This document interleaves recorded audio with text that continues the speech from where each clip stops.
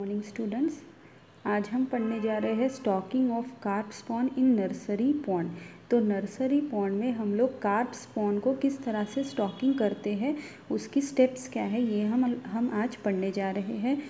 जो पेपर 1 का चैप्टर 3 में ये टॉपिक है। तो देखते हैं stocking of carp spawn in nursery pond. Stocking of pond means placing the fish into the pond. Stocking of pond का मतलब है कि फ़िश को पॉन्ड में इंट्रोड्यूस करना, उनको पॉन्ड में प्लेस करना अच्छी तरीके से। ठीक है, तो उसको बोलते हैं हम स्टॉकिंग करना।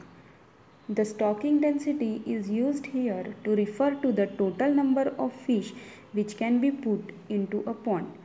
तो स्टॉकिंग डेंसिटी किसको बोला जाता है, यहाँ पे हम लोग क्या मतलब ये नाम से क्या समझ रहे हैं कि स्टॉकिंग डेंसिटी क्या है, टोटल नंबर ऑफ फिश, कितनी हम फिश उसमें इंट्रोड्यूस कर रहे हैं, उस पॉन्ड में हम लोग कितनी नंबर ऑफ फिश डाल रहे हैं, उसको क्या बोलते हैं स्टॉकिंग डेंसिटी। अगर हम लोग डाल रहे हैं 1 लाख फिशेज डाल रहे हैं तो वो क्या हो गई, हमारी स्टॉकिंग डेंसिटी हो गई। The appropriate time for stocking of spawn in nursery pond is that when zooplankton biomass is dense। तो अप्रोप्रिएट टाइम कौन सा है इसका, स्टॉकिंग का अप्रोप्रिएट टाइम है जब पॉन्ड में जू प्लैंकटन बायोमास अच्छे से डेंस हो, मीन्स बहुत ज़्यादा अच्छे अमाउंट में प्रेजेंट हो, क्योंकि हमारे जो स्पॉन है वो उस पर फीड कर सके। इसीलिए तो अप्रोप्रिएट टाइम होता है स्पॉन को स्टॉक करने का, जो हमारे स्पॉन है उसको स्टॉक करने का अप्रोप्रिएट टाइम है जब बायोमास जू प्लैंकटन का ज़्यादा हो। ठीक है, तब हम नर्सरी पॉन्ड में इसको स्टॉक करते हैं। Because immediately after stocking carp spawn need plentiful supply of natural food. क्योंकि जब हम लोग स्टॉकिंग करते हैं तो इमीडिएटली जो हमारे कार्प्स जो होते हैं, कार्प स्पॉन जो हमारे होते हैं, उनको बहुत ज़्यादा अमाउंट में फूड, वहाँ पे नेचुरल फूड चाहिए होता है। इसीलिए हम लोग उसको कब स्टॉक करते हैं, जब जू प्लैंकटन की डेंसिटी पॉन्ड में ज़्यादा हो उस टाइम पे। Stocking rate of spawn in nursery pond is varies from 12 to 20 lakh spawn per hectare depending upon quantity of zooplankton in the pond. तो स्टॉकिंग रेट कितना होता है जब हम लोग नर्सरी पॉन्ड में स्पॉन को स्टॉक करते हैं, उस टाइम पे 12 से 20 लाख तक के स्पॉन हम लोग पर हेक्टर में इंट्रोड्यूस करते हैं। और वो डिपेंड होता है कि जू प्लैंकटन उस वाटर बॉडी में कितने हैं। ठीक है, अगर ज़्यादा है तो ज़्यादा भी कर सकते हैं, अगर डेंसिटी जू प्लैंकटन की ज़्यादा है तो ज़्यादा भी कर सकते हैं। तो नॉर्मली कितनी डाली जाती है, 12 to 20 lakh spawns per hectare डाले जाते हैं। With the provision of artificial food 10 to 12 lakh spawn in well manured nurseries will give satisfactory result। तो आर्टिफिशियल फूड भी हमको वहाँ पे प्रोवाइड करना पड़ता है। अगर हम लोग आर्टिफिशियल फूड के ऊपर पूरी तरीके से डिपेंड है तो 10 to 12 लाख स्पॉन हम लोग डाल सकते हैं एक पॉन्ड में, नर्सरी पॉन्ड में, जो कि पहले से वेल मैन्यूअर्ड होना चाहिए, मैन्यूअर उसको अच्छे से मिलना चाहिए, तो उस टाइम हमको सेटिस्फैक्टरी रिजल्ट उससे मिलते हैं। But nowadays stocking rate of spawn increase up to 10 million per hectare and rearing period is reduce from 15 days to 10 to 11 days। Thus 2-3 crops can be obtained from same water। But अभी जो stocking करते हैं now days, stocking जब करते हैं हम लोग नई टेक्नोलॉजी के हिसाब से, तो यहाँ पे हम क्या करते हैं 10 million पर हेक्टर इस हिसाब से स्टॉकिंग करते हैं। स्टॉकिंग डेंसिटी कितनी होती है, 10 million पर हेक्टर। और रियरिंग पीरियड मीन्स उनको वहाँ पे उस पॉन्ड में कितने दिन रखा जाता है, रियरिंग पीरियड उनका कितना है, 15 days था, तो अभी 10 to 11 days ही रखा जाता है। और हमको इससे क्या होता है, 2 से 3 बार क्रॉप हम लोग हार्वेस्ट कर सकते हैं from the same water. Means एक ही पॉन्ड से हम लोग 2 से 3 बार तक ऐसा करके हार्वेस्टिंग कर सकते हैं, तो हमको 2-3 क्रॉप्स मिलते हैं। The rohu spawn stocked at average rate of 10.21 million per hectare and obtain average survival is 80.73%। तो रोहू के जो स्पॉन होते हैं वो स्टॉक होते हैं 10.21 मिलियन पर हेक्टर, इतने अमाउंट में वो स्टॉक किए जाते हैं, और सर्वाइवल रेट है उनका 80.73%। अच्छा है सर्वाइवल रेट ये। In order to know the quantity of spawn for stocking, the spawn should be measured carefully. तो अगर हमको क्वांटिटी स्टॉकिंग की क्वांटिटी पता करनी है तो हमको पहले उनको जब हम लोग स्टॉक करते हैं तभी उनको अच्छे से मेजर करना होगा।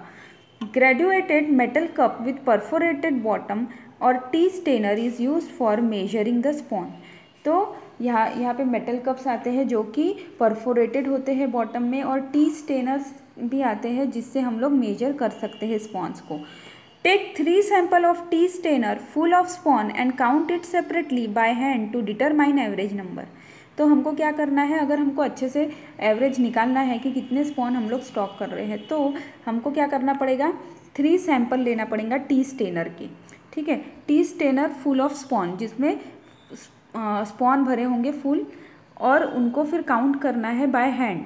ठीक है, एक स्टेनर में कितने हैं, दूसरे में कितने हैं, तीसरे में कितने हैं। तो एक स्टेनर में समझो 100 है, दूसरे में 120 है, तीसरे में भी 120 है, तो एवरेज हमारा कितना निकलेगा, 120। ठीक है, मीन्स 120 स्पॉन आ रहे हैं समझो पूरे इसमें।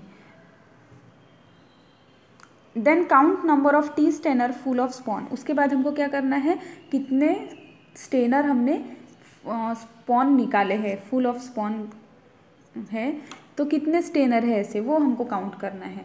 Multiply number of tea strainer full of spawn. तो हमने क्या किए, टी स्टेनर कितने हैं वो हमको मल्टीप्लाई करना है किसके साथ, average number of spawn. Average number हमारा कितना निकला, 120, तो उसके साथ हमको मल्टीप्लाई करना है। In 1 strainer give total number of spawn. तो average number in 1 strainer means average जितने हो सकते हैं एक स्टेनर में वो लेना है, और टोटल नंबर ऑफ स्टेनर लेना है और उसको मल्टीप्लाई करना है। उसके बाद हमको क्या मिलेगा, टोटल नंबर ऑफ स्पॉन कितने हैं वो हमको मिल जाएगा। तो इस तरीके से कैलकुलेट किया जा सकता है। Spawns are put into the container before releasing into the nursery pond. तो स्पॉन को before releasing the nursery pond means nursery pond में रिलीज करने के पहले स्पॉन को क्या किया जाता है, कंटेनर में डाल दिया जाता है एक। In the container pond water should be added gradually to avoid any sudden change. और फिर उस कंटेनर में उस पॉन्ड का पानी डाला जाता है, मीन्स जिस पॉन्ड में हम लोग इसको बाद में स्टॉक करने वाले हैं उस पॉन्ड का पानी लाके इस कंटेनर में डाला जाता है, ताकि उनको क्या हो जाए, वो पानी की हैबिट हो जाए, मीन्स एकदम सडन चेंज उनको महसूस ना हो। तो पहले क्या करते हैं हम लोग, उस कंटेनर में वो पॉन्ड का पानी डाल देते हैं। The container then slowly dipped in pond so that spawn will free and swim out of container in nursery pond. तो बाद में उस कंटेनर को जब थोड़ा देर उस पानी में रख देते हैं हम लोग स्पॉन, और फिर बाद में वो कंटेनर को उस पॉन्ड में डिप कर दिया जाता है, ताकि जो हमारे स्पॉन है वो धीरे धीरे फ्री मूव होके उस नर्सरी पॉन्ड में स्विम कर ले, मतलब चले जाए। The spawn should be release in different section of nursery pond. और अलग अलग सेक्शन में वहाँ पे स्पॉन को रिलीज कर दिया जाता है। The stocking is best done late in evening at it gives the time to acclimatize the spawn during night and relatively free from enemies. तो स्टॉकिंग जो होती है हमारी, उसको इवनिंग के समय में पानी में छोड़ना अच्छा होता है, क्योंकि वो क्या करते हैं उस टाइम अच्छे से एडजस्ट कर पाते हैं उस वाटर बॉडी में, और उनको उस टाइम पे एनिमीज़ का बहुत ज़्यादा खतरा नहीं होता है रात के समय पे, और वो फ्रीली मूव कर सकते हैं। उसके बाद है supplementary food. Carp spawn start feeding voraciously on zooplankton soon after being stock. तो जैसे ही हम उनको स्टॉक करते हैं नर्सरी पॉन्ड में, तब क्या होता है, जो कार्प स्पॉन होते हैं, छोटे छोटे यंग वंस होते हैं, वो क्या करते हैं, बहुत ही वोरेशियसली फीड करते हैं जू प्लैंक्टन में, मीन्स बहुत ग्रेट क्वांटिटी, ज़्यादा क्वांटिटी में वो फूड खाते हैं। ठीक है, तो वो बहुत ज़्यादा जू प्लैंक्टन पे फीड करते हैं, इसीलिए कहा गया है कि वोरेशियसली फीड ऑन जू plankton. At this stage the food requirement of spawn is very high. तो इस टाइम पे जब ये स्पॉन जब हम लोग इंट्रोड्यूस करते हैं हमारे पॉन्ड में, तभी इनको इनकी जो फूड रिक्वायरमेंट रहती है तो वो बहुत ज़्यादा हाई होती है, क्योंकि वो बहुत ज़्यादा फूड एनगल्फ करते हैं। During first 2 days after the feeding start, spawn does not take artificial food and depend completely on natural food. तो 2 दिन जैसे ही हम लोग स्टॉकिंग करते हैं उसके बाद 2 दिन तो वो जो हमारे स्पॉन है वो बिल्कुल भी आर्टिफिशियल फूड नहीं खाते हैं, वो बस नेचुरल फूड पे ही डिपेंड रहते हैं। After this period the spawn accept artificial food along with the natural food which accelerates the growth. तो उसके बाद 2 दिन के बाद वो फिर आर्टिफिशियल फूड भी खाना चालू करते हैं और नेचुरल फूड भी वो खाते हैं, तो जिसके कारण क्या होती है, उनकी ग्रोथ एक्सेलरेट होती है, मीन्स ग्रोथ में एक्सेलरेशन आता है, अच्छे से ग्रोथ होती है उनकी। The commonly used artificial food for carp spawn after 3 to 4 days of stocking are, तो आफ्टर 3 to 4 days हम 2 दिन तो वो बिल्कुल नेचुरल फूड ही खाते हैं, और उसके बाद जब हम लोग आर्टिफिशियल फूड जब डालते हैं उन्हें, तो जो कॉमनली यूज़ किया जाता है वो कौन से फूड है, देखो यहाँ पे artificial food, rice bran, wheat bran, oil cakes of coconut, groundnut, mustard etcetera. तो ये सब जो आर्टिफिशियल फूड है इनको ये दिया जाता है after 3 to 4 days। Daily dose of artificial food should be related to the body weight of spawn stock. तो डेली डोज कैसा होना चाहिए आर्टिफिशियल फूड का, उनके बॉडी वेट से रिलेटेड होना चाहिए। जितनी हम स्पॉन स्टॉक कर रहे हैं उनका बॉडी वेट कितना है, तो उस हिसाब से हमने यहाँ पे आर्टिफिशियल फूड डालना है। According to Ali Kunhi, stocked spawn should be fed with artificial food as follow. तो अली कुन्ही के हिसाब से आर्टिफिशियल फूड किस तरह से दिया जाना चाहिए, उनके बॉडी वेट के हिसाब से। Dose of artificial food for first 5 days should be double to the body weight of stock spawn. तो फर्स्ट 5 days में अली कुन्ही के मुताबिक जो डोज देना चाहिए आर्टिफिशियल फूड का वो कैसा होना चाहिए, double to the body weight of stock spawn. Means stock हमने कितना स्पॉन हमने कितने स्टॉक किए हैं उनके बॉडी वेट से डबल यहाँ पे आर्टिफिशियल फूड डालना पड़ता है। अगर हम लोग ने समझो 100 kg स्पॉन यहाँ पे डाले हैं तो हमको कितने 200 kg आर्टिफिशियल फूड डालना पड़ेगा उस पानी में, उस पॉन्ड में। For 6 to 10 day the dose of food should be 3 times to the body weight of stock spawn.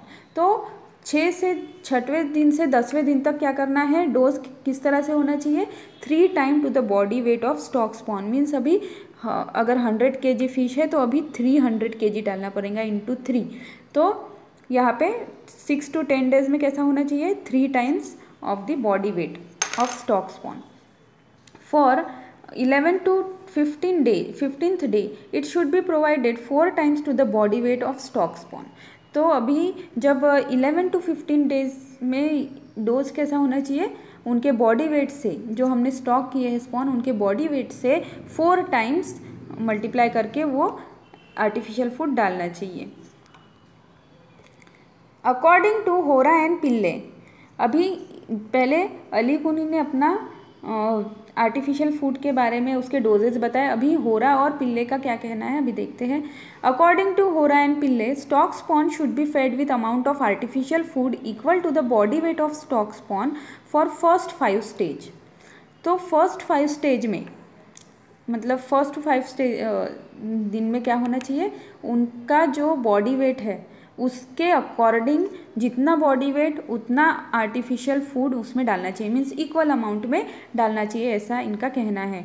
For 6 to 10 day spawn are fed with amount of artificial food double to the body weight of stock spawn. और 6 to 10 days में spawn को किस तरह से feed करना चाहिए, उनके body weight के डबल अमाउंट में, बॉडी वेट से डबल अमाउंट में आर्टिफिशियल फूड उसमें डालना चाहिए। For last 5 days dose of artificial food should be thrice to the body weight of stock spawn. और लास्ट 5 days में किस तरह से होना चाहिए उनका फूड, उनका diet, thrice to the body weight of stock spawn. जितने स्टॉक किए हैं स्पॉन उनके बॉडी वेट से ट्रिपल थ्राइस हमने वहाँ पे आर्टिफिशियल फूड्स इंट्रोड्यूस करना है पॉन्ड में। Mixture of mustard oil cake and rice bran, mixture of groundnut oil cake and wheat bran, silk worm pupae, soybean, prawn waste gives better result than other type of food. तो इनके अनुसार mustard oil cake का mixture और rice bran का mixture rice bran और mustard oil का mixture दे सकते हैं as a artificial food. Groundnut oil cake और व्हीट ब्रान का मिक्सचर दे सकते हैं। सिल्क वॉर्म के प्यूपे भी दे सकते हैं। उसके बाद सोयाबीन, उसके बाद प्रॉन्स वेस्ट, इससे हमको अच्छे रिज़ल्ट मिल सकते हैं। इस टाइप के फूड से हमको अच्छा रिज़ल्ट मिल सकता है।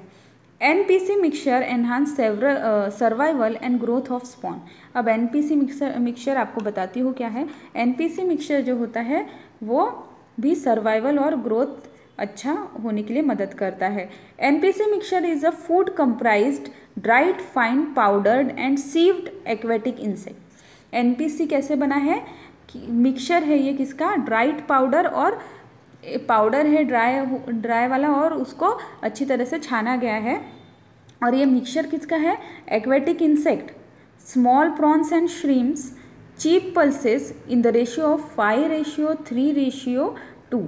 मीन्स यहाँ पे एक्वेटिक इंसेक्ट लिए गए हैं एट द रेशियो ऑफ 5। अगर हम लोग kg में ले रहे हैं तो यहाँ पे समझो 10 kg हमको बनाना है, तो हम लोग क्या कर रहे हैं 5 kg हम लोग ले रहे हैं एक्वेटिक इंसेक्ट, ठीक है। उसके बाद स्मॉल प्रॉन्स एंड श्रिम्प हम लोग ले रहे हैं 3 kg और चीप पल्सेस, जो पल्सेस होती है दाल वगैरह होती है जो चीप रेट में मिल जाती है उसको हम लोग ले रहे हैं 2 kg। और इन सब का हम लोग मिक्सचर करके इसको पाउडर बना रहे हैं और उसको छान के फिर ये हो गया हमारा NPC। और ये मिक्सचर हम लोग फिश को दे रहे हैं जिससे कि क्या हो रहा है, उनका सर्वाइवल रेट बढ़ रहा है और ग्रोथ भी एनहांस हो रहा है। The powder algae and aquatic weeds can also be given as artificial food to stock carp spawn. तो जो हमारे स्टॉक्ड कार्प स्पॉन है उनको हम लोग आर्टिफिशियल फूड में एक्वेटिक वीड्स का पाउडर भी दे सकते हैं, ठीक है। Powder of aquatic weeds also given to the stocked carp spawn. फिर feeding schedule for 15 days in nursery pond. तो नर्सरी पॉन्ड में जब 15 दिन हमारे स्पॉन है उनका फीडिंग शेड्यूल कैसा है, अकॉर्डिंग टू यहाँ पे देखो टेबल दिया है अलीकुनी और अकॉर्डिंग टू होरा एंड पिल्ले। तो 1 to 5 days यहाँ पे अलीकुनी के हिसाब से उनका जो स्टॉकिंग स्पॉन है हमारे उनके बॉडी वेट से डबल यहाँ पे हमको आर्टिफिशियल फूड देना है। और होरा और पिल्ले के हिसाब से हमको 1 to 5 days में उनके बॉडी के इक्वल में उनको आर्टिफिशियल फूड देना है। 6 to 10 days में ट्रिपल उनके बॉडी वेट से ट्रिपल देना है अकॉर्डिंग टू अलीकुनी। और 6 to 10 days में उनके बॉडी वेट से डबल हमको देना है according to Hora and Pillay. 10 to 15 days में 4 times देना है according to their body weight according to Alikunhi. और होरा और पिल्ले के हिसाब से यहाँ पे ट्रिपल देना है उनके बॉडी वेट से, ठीक है। तो ये हो गया टेबल जिसमें अलीकुनी और होरा और पिल्ले का डिफरेंस बताया गया कि किसका क्या कहना है। तो हम लोग कोई भी इसमें से एक फीडिंग का तरीका यूज़ कर सकते हैं। Feeding, food should be spread on water surface और feed as thick paste in small shallow vessel, keep in the shallow water along the shore line और सस्पेंडेड इन द वाटर। तो फूड किस तरह से देना है हमको, जो फीडिंग हमको किस तरह से करवाना है हमारे स्पॉन को, फूड को वाटर सरफेस पे स्प्रेड कर देना है या फिर हम लोग उसकी थिक पेस्ट बना सकते हैं और एक वेसल में उसको जहाँ पे पानी कम है शैलो वाटर है वहाँ पे हम लोग ने वहाँ उसको रखना है या फिर शोर लाइन पे रखना है। और सस्पेंडेड मीन्स अंदर नहीं डालना है हमको, पानी के ऊपर ही रखना है उसको। तो इस तरह से हम लोग कर सकते हैं। या फिर उसके बाद है feeding spots do not change daily. तो फीडिंग स्पॉट हम लोग आज एक जगह डाल रहे हैं आर्टिफिशियल फूड, तो वही जगह पे हमने दूसरे दिन डालना है, कुछ दिन तक हमने वही जगह डालना है। और हम लोग रोज़ उसको बदल नहीं सकते कि आज हमने यहाँ डाल दिया फूड दूसरे दिन हम दूसरे किनारे पे डाल रहे हैं, इस तरह से हमने नहीं करना है।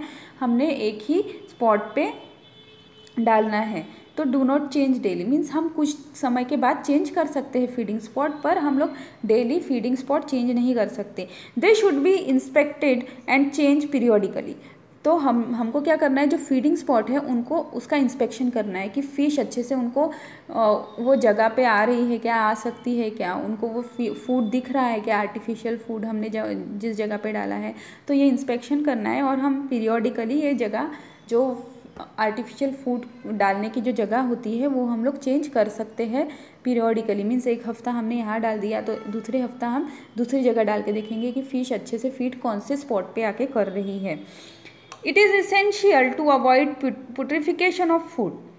और ये ज़रूरी है कि हमें ये देखना चाहिए कि वहाँ पे कुछ पुट्रिफिकेशन नहीं हो रहा है, कि डिकम्पोज नहीं हो रहा है फूड, जो हम आर्टिफिशियल फूड डाल रहे हैं वो पानी में सड़ ना जाए, इसका हमने ख्याल रखना है।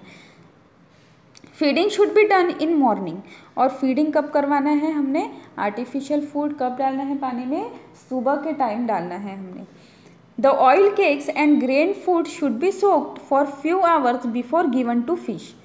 तो ऑयल केक अगर होते हैं, ग्रेन फूड्स होते हैं, तो वो oil cakes fish easily engulf नहीं कर पाते हैं, इसीलिए हमको क्या करना है, उनको पहले पानी में सोक करना है, ठीक है, जिसके वजह से वो थोड़े सॉफ्ट हो जाए। और आफ्टर फ्यू आवर्स, थोड़े घंटों के बाद हम लोग फिश को ये दे सकते हैं। ऑयल केक्स थोड़े हार्ड होते हैं, ग्रेन फूड्स भी जो होते हैं वो हार्ड होते हैं, तो पानी में अगर डालने से वो सोक होने की वजह से सॉफ्ट हो जाते हैं, उसके वजह से फ़िश को एनगल्फ करने में ईजी होता है, इसीलिए हमको ये करना पड़ता है। उसके बाद है harvesting. Carp spawn stocked in well prepared nursery and fade with artificial food grows 15 to 25 mm in size within 10 to 12 days and called fry। तो हम लोग जो कार्प स्पॉन स्टॉक करते हैं हमारे वेल प्रिपेयर नर्सरीज में, और उनको आर्टिफिशियल फीड हम लोग फीडिंग देते हैं, फूड देते हैं, और जब वो 15 to 25 mm का साइज़ में आ जाती है, ठीक है, जो हमारे स्पॉन होते हैं जो एकदम छोटे होते हैं, वो जब 15 से 25 mm साइज़ में आ जाते हैं after 10 to 12 days. 10 to 12 days का टाइम होता है नर्सरी पॉन्ड का, जिसमें हम लोग स्पॉन को स्टॉक करते हैं और उनको अच्छे से आर्टिफिशियल फीड वगैरह देके हम लोग उनको ग्रो करते हैं। और जब उनका लेंथ हो जाती है 15 से 25 mm की, और तब हम इस साइज़ के फिशेस को क्या कहते हैं, फ्राई कहते हैं, ठीक है। और ये कब मिलती है साइज़ हमको, आफ्टर 10 to 12 डेज़, तो इस साइज़ को फ्राई बोला जाता है। आपको ये हमेशा हमारे फ़िश कल्चर में फ्राई, फिंगरलिंग, ये नेम हमेशा आएंगे, तो आपको हमेशा ध्यान रखना है जब स्पॉन जब 15 से 25 mm का साइज़ ऑब्टेन कर लेता है, तब उस कंडीशन की फ़िश को हम लोग फ्राई कहते हैं। At this stage fry is most suitable for harvesting. तो इस स्टेज पे फ्राई को हार्वेस्ट करना, हार्वेस्ट मीन्स उसको पानी से बाहर निकालना, ठीक है, catching of fish is called harvesting.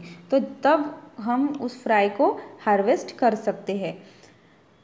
जैसे हम लोग एग्रीकल्चर में भी पढ़ते हैं, जब क्रॉप्स जो होते हैं जो फुल ग्रो हो जाते हैं, अच्छे से पक जाते हैं, तब क्या करते हैं किसान, उसको हार्वेस्टिंग करते हैं, मीन्स वो क्रॉप्स हार्वेस्ट करते हैं, निकाल लेते हैं और फिर उसको बेचने लेके जाते हैं। तो उसी तरीके से यहाँ पे भी हार्वेस्टिंग वर्ड आया है, जिसका मतलब है फ़िश को जो हमारे फ्राई है, फिंगरलिंग है, जो भी हमारी स्पीशीज़ है, उनको कैच करके बाहर निकालना, ठीक है।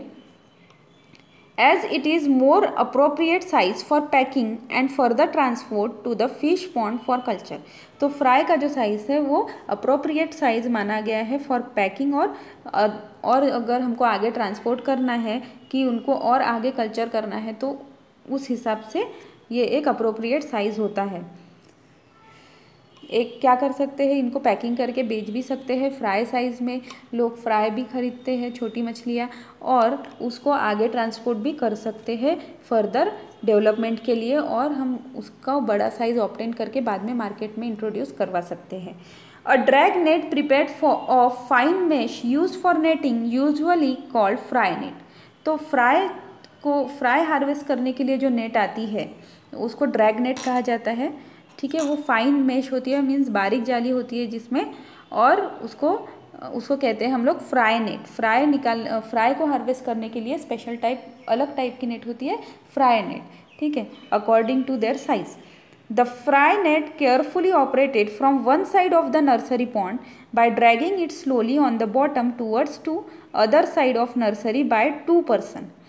तो क्या करते हैं, एक साइड से जो हमारे नर्सरी पॉन्ड है उसके एक साइड से नेट को केयरफुली ऑपरेट किया जाता है, उसमें इंट्रोड्यूस किया जाता है, और दूसरे साइड से दो लोगों ने उसको पकड़ के रखा होता है। तो ये जब उसमें अच्छे से स्पॉन आ जाते हैं तो उसको पुल करके फिश को हार्वेस्ट कर लिया जाता है। The collection is slowly diverted and segregated है वो, ये स्पेलिंग यहाँ पे गलत हो गया है, segregated in limited volume of water in the centre of the fry net. तो कलेक्शन जो होता है उसको स्लोली निकाल लिया जाता है और उनको लिमिटेड वॉल्यूम वाले पानी में, मीन्स कम वॉल्यूम वाले पानी में, वो हमारी जो नेट होती है उसका सेंटर जो पार्ट है जहाँ पे हमारे फ्राइज है तो उसको लिमिटेड पानी में डिप कर दिया जाता है, और जो हमारी फिशेस है उनको सेग्रीगेट किया जाता है, मीन्स सेपरेट किया जाता है। The collection is then scooped up with small hand net and transfer to the water in the bucket. और उसके बाद क्या किया जाता है, जो कलेक्शन होता है फ्राई का उसको स्कूप अप किया जाता है, मीन्स स्कूप से, मीन्स चम्मच की टाइप होता है या फिर बड़ा परफोरेटेड हमारे टी स्टेनर वगैरह होते हैं उससे, या फिर स्मॉल हार्ड नेट्स होती है, छोटी वाली जो नेट्स होती है उससे उनको ट्रांसफ़र किया जाता है बकेट में। ठीक है, उनको स्कूप करते हैं और बकेट में नेट से ट्रांसफ़र किया जाता है।